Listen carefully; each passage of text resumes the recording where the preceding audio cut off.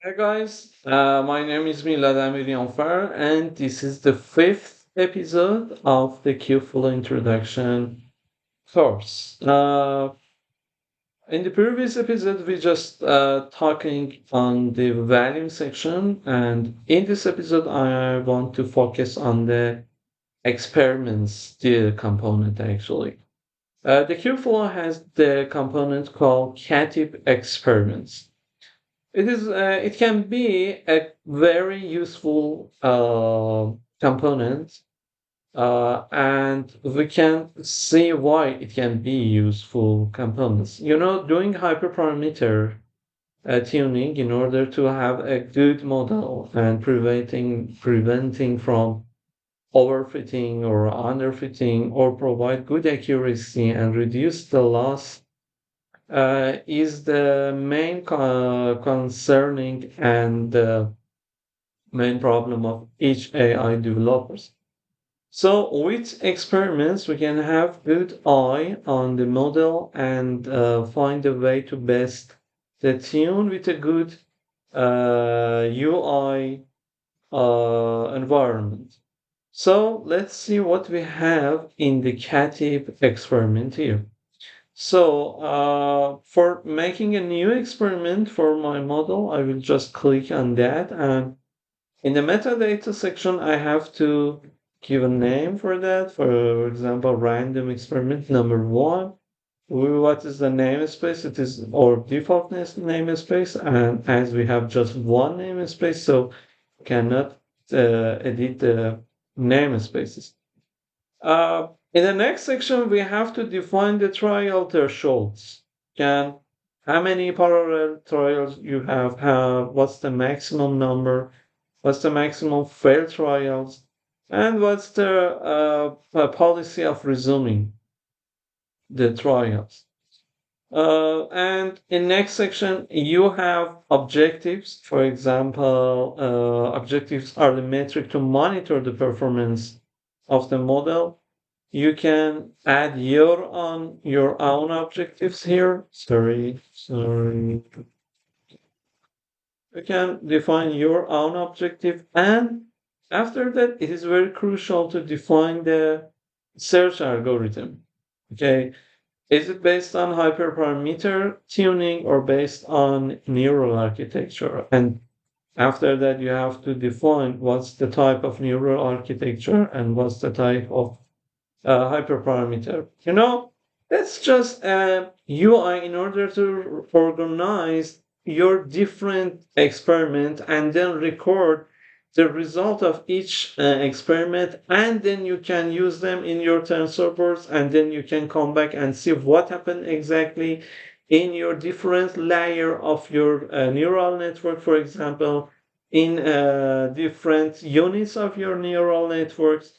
So it would be very helpful. And I know you can have all of these in your, for example, YAML file, and then you can apply that. Or you can have all of this in your Python code. That's okay. In your notebook, that's okay. Okay. But in this environment, you can keep the records in order to come back again and compare the different experiments with each other based on different metrics. Okay, so you can define new parameters and add the type. For example, it is double, it is integer. And the most important thing is to where is my matrix? You can see, is it in the file? Is it based on TensorFlow event? It is based on Prometheus, for example, server, that we can define the server. And also we can define the header for HTTP requests. So, and after that, we have to define a trial template based on your concern and requirement. So I think, although this is a very useful UI, but I think it's better to use these steps, this part actually, and edit all of them. Like I said, you can define all of this manually in a file, as I know. but the UI will help you to organize everything in the best way. So I have a default experiment in my repository, which is in GitHub /Emilion Kubeflow-tutorial. And you can find this file, sample Katib experiment.yam. So let me copy and paste and also delete the default YAML file here. Uh, what do exactly this is running a job and pulling this docker.io file, image, sorry, and then after creating, yes, that's created. Okay, so when after the creating in our Kubernetes cluster, we have a new, so that's it, new, as you see, it is about 15 seconds ago that this pod is run. And okay, and you can see, for example, what's the situation it's created, it is running, for example. What is the uh, trials? For example, this trial has a learning rate with this number, and batch size is this 97. And it is ongoing process until the meet or meeting the objectives that you defined in the YAML file. This is a YAML file, and what's the metric controller, like I said, and we have to wait to see what happened exactly. So trial is not completed yet. We have to wait to actually let me see exactly what's ongoing behind the scene. Uh, check the logs and